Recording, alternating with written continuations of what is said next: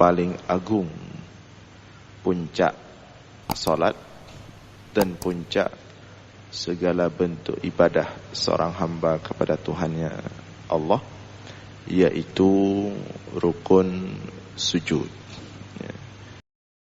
Allahil wahidil ahad al-fardis samad alladhi lam yalid wa lam yulad wa lam yakul lahu kufuwan ahad والذي ليس كمثله شيء وهو السميع البصير اللهم صل وسلم وبارك على سيدنا ومولانا محمد الذي دعا الناس وأرشدهم إلى توحيد رب العباد اللهم وعلى آله وصحبه أجمعين أما بعد. Puji beserta syukur senantiasa selalu kita persembahkan kepada Allah Subhanahu wa ta'ala, Tuhan yang esa pada zatnya, yang esa pada setiap sifat-sifatnya, yang esa pada setiap af'alnya. Tidak ada satupun makhluk yang serupa dengannya dalam bentuk apapun. Selawat beriringkan salam juga kita sampaikan kepada baginda Rasulullah sallallahu alaihi wasallam, kepada seluruh keluarga dan sahabat-sahabatnya sekalian. Hadirin jamaah sekalian beserta para pendengar dimanapun berada yang dimuliakan Allah, mengawali tausiah singkat pada subuh yang berbahagia ini, kami ingin mengucapkan selamat Hari Santri Nasional 22 Oktober 2021 untuk tahun ini. Mudah-mudahan dimanapun kita berada, siapapun kita, untuk terus belajar tanpa henti hingga akhir hayat kita. Kembali kita lanjutkan ulasan singkat tentang ilmu tauhid. Masih lanjutan nilai-nilai ketauhidan yang terkandung dalam pelaksanaan ibadah solat. Pada subuh ini kita masuk pada rukun yang berikutnya, rukun yang paling besar dalam solat, rukun yang paling agung, puncak solat dan puncak segala bentuk ibadah seorang hamba kepada Tuhannya Allah, yaitu rukun sujud, yaitu rukun sujud. Nah, sujud ini di mana seorang hamba meletakkan keningnya pada posisi paling bawah di lantai atau di tanah. Maka posisi ini menjadi lambang daripada hakikat atau puncak ubudiyah, ibadah seorang hamba kepada Tuhannya, ibadah seorang mukmin kepada Allah Subhanahu wa ta'ala. Dalam Al-Quran banyak sekali penyebutan kata-kata sujud untuk mewakili solat. Kenapa digunakan kata-kata sujud untuk mewakili solat? Karena memang sujud adalah puncaknya solat. Sebagaimana juga dalam beberapa ayat digunakan kata-kata ruku' warka'u ma'ar raki'in misalnya. Karena memang juga ruku' adalah salah satu puncak solat. Namun di antara semuanya, sujud adalah puncaknya. Maka kita lihat Rasulullah sallallahu alaihi wasallam dalam setiap gerakan salatnya itu sujud yang paling lama. Rukun salat yang paling panjang yang Rasulullah lakukan, yang paling lama yang Rasulullah lakukan adalah sujud. Hingga Aisyah radhiyallahu taala anha yang menyaksikan langsung setiap solat malam Rasulullah mengatakan, setiap Rasulullah sujud dan aku melihatnya, aku mengira Rasulullah telah tiada. Aku mengira Rasulullah sudah wafat. Artinya saking lamanya sujud dan tidak bangun-bangun. Maka Aisyah radhiyallahu taala anha sering begitu terbangun misalnya melihat Rasulullah sedang sujud dan menunggu lama, Aisyah sering menyentuh tangan Rasulullah untuk mengecek apakah sudah tiada atau masih hidup. Begitu artinya begitu lama dan panjangnya sujud Rasulullah sallallahu alaihi wasallam. Yang artinya sujud ini adalah puncak daripada salat. Sujud menjadi puncak kedekatan seorang hamba dengan Allah. Sebagaimana Rasulullah bersabda, aqrabu ma yakunul 'abdu min rabbih wa huwa sajid. Posisi seorang hamba paling dekat dengan Allah. Posisi seorang hamba paling dekat dengan Allah wa huwa sajid, yaitu ketika hamba tersebut sujud kepada Allah.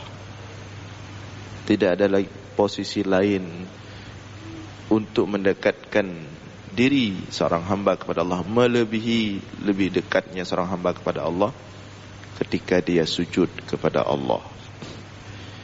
Maka oleh karena itu sujud mesti menjadi hal yang paling sering, yang paling banyak, yang paling panjang atau paling lama untuk dilakukan seorang hamba kepada Allah. Sujud menjadi tanda seseorang akan menjadi ahli surga. Sujud menjadi tanda seseorang akan mendampingi Rasulullah di dalam surga. Seorang sahabat bertanya kepada Rasulullah, "Ya Rasulullah, uridu murafaqataka fil jannah." Wahai Rasulullah, aku ingin bersamamu di surga, bagaimana caranya? Artinya sahabat ini merasa minder, tidak percaya diri. Karena Rasulullah pemimpin para rasul, para nabi. Pastilah di surga itu beda level. Level para rasul, para nabi, para aulia. Ya, satu tingkatan yang khusus.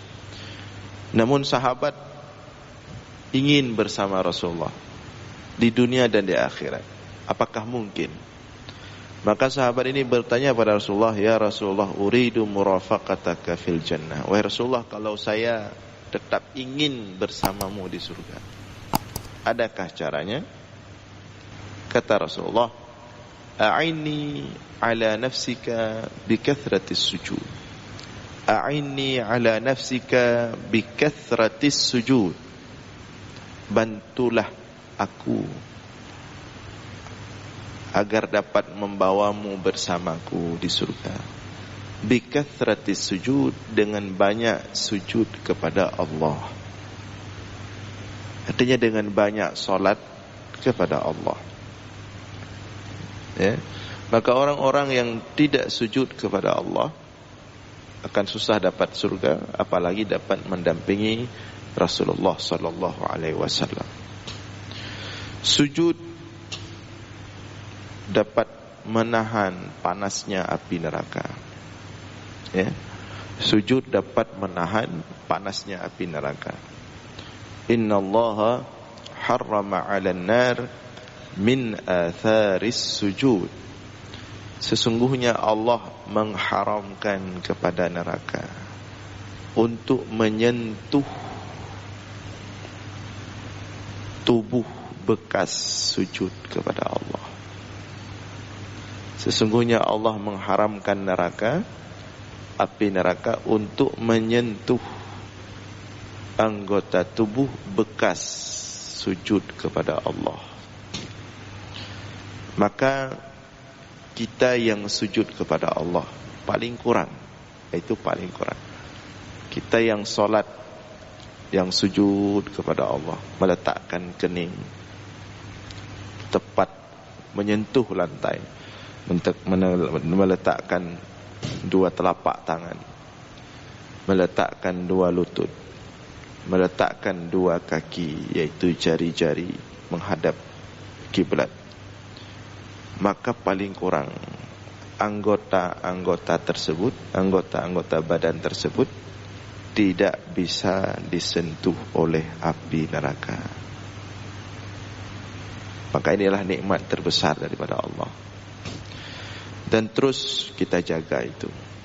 Yang paling kurang, ya, itu sudah paling kurang. Tidak akan bisa dibakar oleh api neraka anggota tubuh bekas sujud kepada Allah. Karena neraka itu juga tahu dia mana bagian tubuh yang sujud kepada Allah. Kemudian yang terbesar daripada itu adalah tidak ada nikmat yang lebih besar yang diberikan oleh Allah kepada hamba melebihi nikmat dapat sujud kepada Allah. Kalau ada pertanyaan, adakah nikmat yang lebih besar melebihi nikmat sujud kepada Allah? Jawabannya tidak ada. Nikmat yang paling besar itu di dunia dan di akhirat kelak adalah nikmat dapat sujud kepada Allah. Maka jangan bosan-bosan sujud kita kepada Allah. Jangan pernah kita meninggalkan sujud kepada Allah. Nanti di hari akhirat, yauma yud'auna ila sujud fala yastati'un. Nanti di hari akhirat, di hadapan kebesaran Allah, di dahsyatnya padang mahsyar, ketika diperintahkan sujud semuanya diperintahkan oleh malaikat, sujud semuanya, la yastati'un. Ada orang-orang tidak bisa sujud. La yastati'un, kata Allah dalam Al-Quran. Ada orang-orang gak bisa sujud. Nanti semua di akhirat pengen sujud ketika melihat kebesaran Allah, ketika melihat dahsyatnya kondisi di hari akhirat, ketika melihat surga dan neraka, semua pengen sujud. La yastati'un. Di dunia kenapa banyak orang gak mau sujud? Karena dia gak menyaksikan kebesaran Allah, gak menarik dia untuk sujud. Tapi di hari akhirat, ketika semua menyaksikan kebesaran Allah, semua pengen sujud. Nah, saat itu ada orang-orang la yastati'un, tidak bisa sujud kepada Allah. Kenapa mereka tidak bisa sujud? Karena di dunia mereka tidak pernah sujud kepada Allah. Dedong badan, keruh, tegeleng, nangis-nangis pengen sujud, teriak-teriak pengen sujud, tapi tidak bisa. Karena memang di dunia tidak pernah sujud, di dunia tidak pernah sholat. Tapi alhamdulillah, kita yang semua umat Islam, kaum muslimin, mukminin yang sujud kepada Allah, yang di dunia sholat menyembah Allah, semuanya kita dilunakkan tubuh kita di hari akhirat ikut sujud bersama orang-orang yang sujud. Tidak ikut dengan orang-orang yang mau sujud tapi tidak bisa sujud. Maka oleh karena itu, membuat Rasulullah dan para sahabat ingin sujud lama-lama di dunia. Kalau sujud pengen lama-lama, agar nanti di hari akhirat mudah sujudnya, enggak susah, enggak keras badan, enggak sulit. Maka oleh karena itu, hendaklah kita memperbanyak sujud kepada Allah. Dan apabila kita sujud, hendaklah kita lamakan. Jangan buru-buru mau kemana. Wa amma ar-ruku' fa'akthiru fihi minat tasbih. Wa ammas sujud fa'akthiru fihi minad du'a. Kata Rasulullah, adapun kalau ruku' maka perbanyak tasbih kepada Allah. Subhana rabbiyal azimi wa bihamdih. Subhana rabbiyal azimi, sebagaimana sudah kita bahas 3 kali, lebihkan 5 kali, lebihkan 7 kali, lebihkan 9 kali, lebihkan belasan kali, lebihkan. Semakin banyak semakin bagus bertasbih kepada Allah dalam ruku'. Wa ammas sujud, adapun dalam sujud perbanyak doa kepada Allah. Fa'akthiru fihi minad du'a, perbanyak doa, dan harus lebih panjang daripada ruku'. Dan sujud harus lebih panjang daripada semua rukun-rukun yang lain. Karena sujud adalah rukun yang panjang. Berdiri, ruku', sujud adalah rukun-rukun yang panjang. Maka dia harus lebih panjang daripada rukun-rukun yang lain. Dan sujud khususnya harus lebih panjang, lebih lama daripada semua rukun-rukun salat. Apa yang kita bayangkan, apa yang kita baca dalam sujud? Fa'akthiru fihi minad du'a. Banyak membaca doa. Doa apa? Seluruh doa, apa saja. Yang jangan pakai bahasa selain Arab. Enggak boleh bahasa Indonesia. Semua doa sampaikan kepada Allah. Tentu doa yang paling agung adalah doa yang paling mulia. Ya Allah, meminta keridhaan Allah, meminta cinta dan kasih sayang Allah, meminta agar jangan dibakar dalam api neraka, tidak tahan. Meminta kepada Allah agar nanti ketika orang-orang sujud di hari akhirat, kita masuk bagian daripada orang sujud, walaupun bagian belakang, tapi termasuk orang-orang yang sujud kepada Allah. Fa'akthiru fihi minad du'a, perpanjang doa. Maka jangan buru-buru dilamakan sujudnya. Kecuali berjamaah, itu karena rame, ada orang yang kurang sehat, yang sakit, sudah tua. Itu pun dalam kitab Al-Mu'tamad fil Fiqh Syafi'i disebutkan imam paling kurang 3 kali atau 5 kali. Walaupun ada imam kadang-kadang cuma sekali. Subhana rabbiyal a'la wa bihamdi, langsung bangun dia. 3 kali atau 5 kali. Paling kurang subhana rabbiyal a'la wa bihamdih. Maka perbanyaklah oleh kita akan sujud. Karena sujud itu adalah nikmat terbesar yang diberikan oleh Allah kepada seorang hamba. Nikmat sekali sujud itu. Menundukkan diri sebawah-bawahnya, serendah-rendahnya, langsung ke tanah, ke lantai. Bagian termulia daripada seorang manusia adalah kepalanya. Maka ketika kepala itu diletakkan di bagian paling bawah dan pada tempatnya, dan untuk yang paling tepat Sang Pencipta, maka dia menjadi sangat nikmat sekali. Dihayati bacaannya, direnungi makna sujud, hakikat sujud, dihayati setiap bacaan yang ada di dalamnya, dan diperbanyak doa kepada Allah.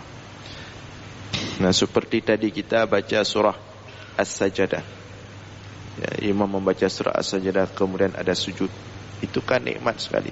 Sajada wajhi, sujud wajahku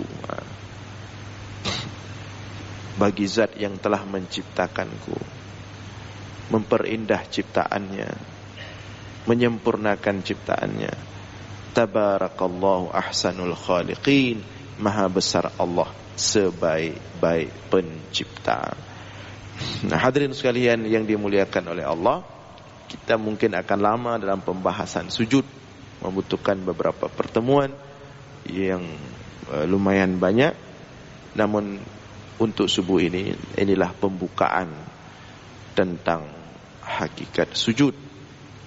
Karena sujud adalah hakikat ubudiyah, ibadah seorang hamba kepada Allah. Hakikat sujud adalah puncak ibadah ubudiyah kepada Allah. Maka hendaklah kita memperhatikan makna sujud dan apa yang terkandung dalam sujud, sehingga nanti kita sampai kepada makna ibadah yang sebenar-benar ibadah kepada Allah. Mudah-mudahan ada manfaat. Demikian yang dapat kami sampaikan. Aqulu qawli hadza wastaghfirullah li wa lakum. Wassalamu alaikum warahmatullahi